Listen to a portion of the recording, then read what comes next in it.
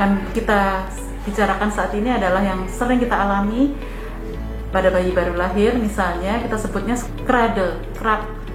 Cradle crab itu yang sering kita lihat di bayi-bayi, ada seperti kayak sisik atau lemak yang nempel banget di kulit bayi. Itu kan sering sekali kita lihat. Itu termasuk salah satu penyakit kulit yang sering dialami oleh bayi. Kemudian yang kedua, yang paling sering juga adalah dermatitis atopi, atau kalau orang awam bilangnya eksema.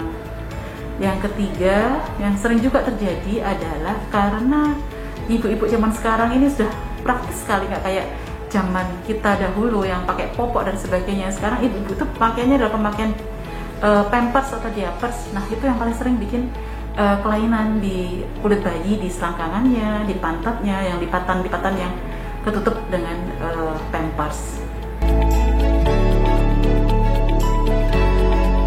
Untuk cradle crab biasanya dialami bayi itu sampai usia 10 minggu.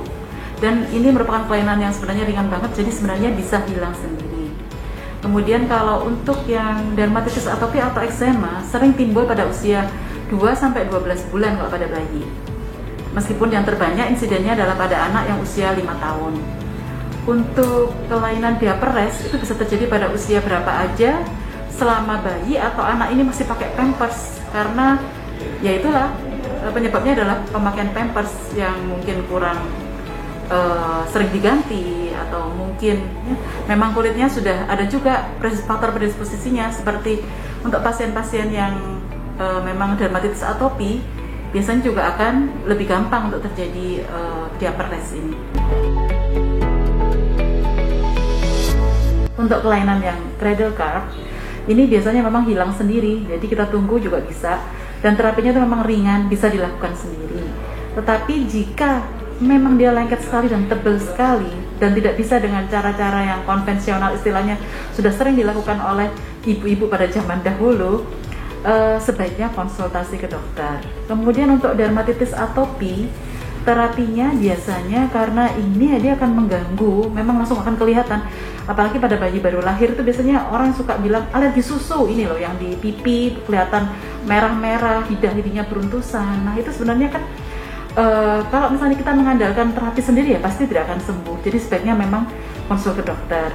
Dan kemudian untuk diaperes, nah ini yang paling yang ingin saya tekankan adalah kalau memang ingin mencegah akan lebih baik. Jadi istilahnya misalnya penggantian popok yang teratur atau berkala, atau kalau kira-kira nggak usah nunggu deh sampai penuh, kira-kira ini sudah agak penuh ya sudah diganti saja, dan kemudian mungkin diangin-anginkan, paling seperti itu. Baru kemudian kalau memang dia merahnya tidak hilang dengan cara itu, misalnya tambah banyak, ada bintik-bintiknya yang merah-merah di sekitar yang lesi sudah kemerahan basah, itu biasanya sudah nggak bisa sembuh sendiri, dan itu memang disarankan untuk konsul ke dokter karena kita takutnya ada sekunder infeksi dengan bakteri atau jamur.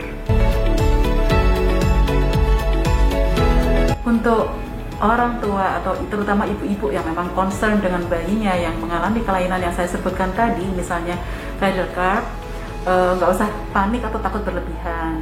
Tetapi kalau memang seperti pesan saya bilang tadi, dia terlalu lengket, terlalu banyak, terlalu tebal, nah itu kan berarti tidak bisa ibu atasin sendiri, silahkan konsul ke dokter.